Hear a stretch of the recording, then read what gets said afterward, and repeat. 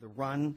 We were told that there's no scandal here, just move on, whether it's Benghazi, Fast and Furious, the whole line. I mean, this is what this government has been telling us for this last 6.5 years. And Carl, you know my passion and yours as well. And this is why we're so aligned intrinsically and philosophically. And that is that we have to call it for what it is. And we've been lied to for a long time. And unfortunately, too many have bought into that lie, and we've got to get out of this rut. This is what has us on the wrong track, is we've exchanged the truth for a lie. And I say, how's that working for you? Yeah, well, listen, thank you for saying that. In fact, you just used a biblical phrase right out of Romans chapter 1, exchanging the truth for a lie, and out of 2 Thessalonians, throwing the truth to the ground, out of the book of Daniel. I mean, we're living in those times prophetically where it's a cultural thing. It's a world culture thing. It's not just specific to the United States, but as most of us listening today and talking here, we live in the United States. We're seeing that philosophy sweep our nation as well, where as long as the government and the media proclaim it, then it's truth, and so many people swallow it. So again, this is why your program is so vitally important to America. And Carl, and thank you for your new book, Final Warning. Speaking of understanding the times, and I've always said that we had to get synced up with what God is doing. And therein lies the opportunity, is that we would be in alignment with what, the Holy Trinity is doing here. Jesus said there's obvious signs and wonders. We understand. We look up at the sky. We see when the storm is coming. But we also can fall short and misunderstand exactly what's going on. And this is why I believe you, and maybe incorrectly, assuming that I know your motivation here, although I'm sure that when God said, hey, look, I want you to write this book, you're going, why me? And why on this strategic topic has there not been enough books written about Revelation and about the final warning? But obviously there was something else that was revealed to you that motivated you to say, okay, I've got to do this. Yes. Yeah. Well, thank you. No, you're absolutely right. This is not, I've been in the ministry for 30 years. I was a cop for 10 years prior to that. I look at things through an investigative mind. I examine and weigh out facts and evidence, and discard the bad and keep the good, and until we get the case solved. And I've approached scriptures that way. I do have formal theological education and training. I serve on the board of regents of major university. I have master's level work and beyond in theology. So I said all that to say, well, I've been a pastor of one church for 28 years. So I'm not an alarmist. I'm not a date setter. I'm not a sensationalist. I've done a slow 25 years of study has gone into the producing of this book, 25 years of research. And I present it, I think, very journalistically and balanced. I don't try to cram it down anybody's throat, but I just say, look, here are things going on in the world. Here are some things that were said in the scriptures 2,000 years ago. Here are some key words that are in the scriptures that line up specifically with things that are happening in our lifetime and only our lifetime. Could it be that we're living in very, very prophetic days? And, of course, the focus of my book is to zoom in on the trumpet prophecies, the 7 trumpets of Revelation, and to look at some of those keywords and to zoom in on those. But first I build a theological foundation for it in the book. Exactly. So, thanks for your words. People that are reading it and reviewing it are really liking it thus far. Oh, absolutely. I could not put the book down myself, Carl. And this is a great, as you say, it's not that you're cramming it down anybody's throat. You present it, here are the facts. It's up to you to connect the dots, and, what your individual takeaway, that's up to you. But, the evidence is pretty clear here as to what's going on, because that's what's happening. Carl, you're a pastor, you're there in church, and people, see the news, and they're seeing a Jordanian pilot getting lit up, people heads coming off, and seeing all this evil running rampant in the Middle East. It's even coming here domestically, though the media wants to squash the reporting of it. All this stuff is happening around, and people are coming into the churches and going, what is happening to our world? Is this something that God warned us about? Yeah. Well, no, you're absolutely right. That's exactly what people are saying, which was my motivation for writing this book, to help people see some specific things that I think that I see. But I do end the book by saying, look, even if you disagree with these specific things I've pointed out, let's not forget the prophetic days in which we're living. Israel is back in the land, the 2,500-year-old prophecy fulfilled. We're the only generation in the history of the world to see that happen. The nations of Ezekiel 38 that are very clearly outlined there that would align themselves against a returned Israel in the, quote, last days. Well, we have the returned Israel now. And those alignment of nations are happening specifically by name right now. The rise of Islam, what's happening in the Middle East, it's all prophesied in the Word of God. So regardless of what people might think about some of the conclusions I've arrived at in my book, focusing on the trumpets, the bottom line is we're living in extremely prophetic times. We're going to talk more about the trumpets in just a moment. Stay with us, America, on Bill Martinez Live. Well, good.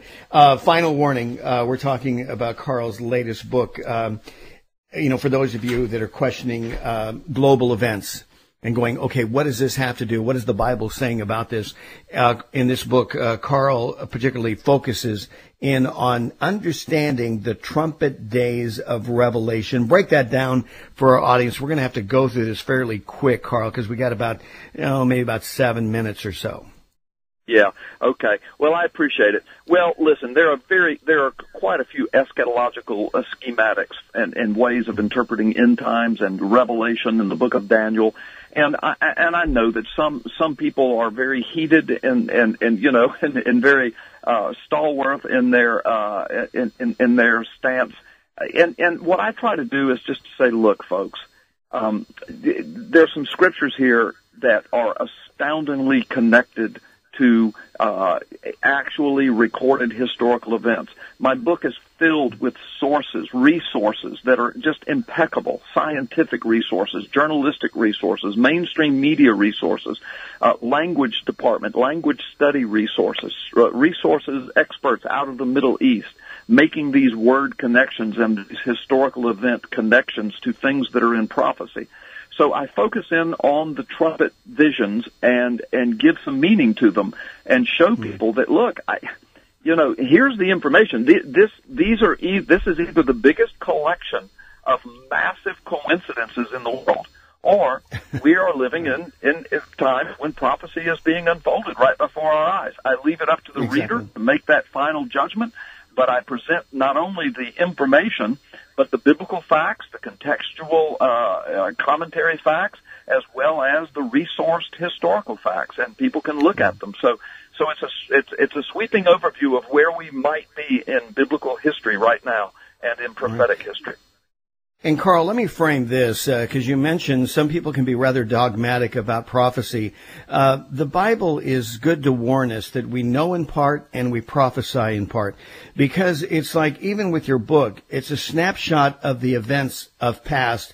You can look forward and maybe put some trajectory to it, but we need to understand that we are not the author and finishers of our faith. It is God himself, to the point who Jesus said, hey, look, I don't even know the date. The Father hasn't shown me that. But he says, keep looking and be vigilant. And what we see is like that onion skin experience. As time goes by, another layer is revealed to us, and that opens up the realm of added prophecy. As you say, you've been on this journey for 25, 30 years, and I've been right alongside you. And right about the time you think you've got it nailed down, the layer peels back and you go, how could I have thought that? Exactly. You're exactly right. You're always tweaking and always adjusting. A good, honest theologian will do that. But I will say this in the little bit of time we have left. I tell people, I begin with what Jesus said about end times, and I build my theology from there. Now, I know people say, well, that's just your interpretation. Well, no, it's very clear. In Luke chapter 17, talking about the last days, Jesus said, those days and the coming of the Son of Man will be just like it was in the days of Noah and the days of Lot. He said it will be just like this. Now, those are Jesus' words, Bill. And if we'll think about it, he said the days of Noah, people were eating and drinking and giving in marriage right up to the day the flood came. So the world was so wicked, it was so filled with violence and hatred and wicked, that God destroyed every living, breathing thing except for those that were his people. But think of it, the rest of the world was eating and drinking and giving in marriage up until the day God destroyed it. In other words, they were so immersed in their wickedness, they didn't even see the coming of the Lord right before their eyes. They didn't even see it. Right. Same thing with Lot. In Lot's days, the people living in Sodom and Gomorrah did not see the destruction that was coming. They were so immersed in the wickedness and particularly the sexual perversion of their day. And so the bottom line is Jesus said it will be just like this. Well, Bill, we're living in those days. Right. We're living in this. Yeah. Go ahead. Well, we're so used to this evil. We've seared our conscience to such a degree that so many think that God is irrelevant, God is not coming, God will not judge, and that's exactly what they thought at the same time, didn't they, Carl? Exactly. And you know, the spirit of Noah's day is sweeping our world. The spirit of Sodom and Gomorrah is sweeping the world, not just America's culture. We're exporting it all over the world. And so we're there. And now we have the ability to instantaneously communicate with each other and translate languages through the internet instantaneously. The Tower of Babel has been rebuilt, and we're eating and drinking, and we're giving in marriage, even in man and woman marriage, and thinking nothing of it. And the spirit of Noah and Sodom sweeps the world, and Jesus said, hey, you'll know you're in the end times when this happens. It'll be just like that. And so what happened in Noah's day? He and his family were living in the midst of great tribulation.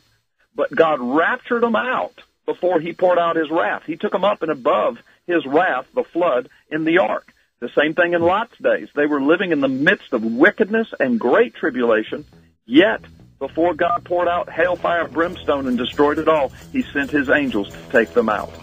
And Jesus said it'd be just like this. And when that starts happening, it's not a time to look back. It's a time to move forward and run to the arms of a loving Father that says, come to me. Exactly. Thank you so much, Bill. Well, Carl Gallups, Carl, thank you for the book. I know that this was not necessarily an easy book to write, although, I know you trusted in the Spirit, and the Spirit wrote many of these pages, and it probably flowed, but I can appreciate that, like you said, this is 28 years and a lifetime, and lots went into Final Warning. Congratulations on the book. Carl Gallups has been our guest. Carl, thank you so much. It'll be linked on our website at BillMartinezLive.com.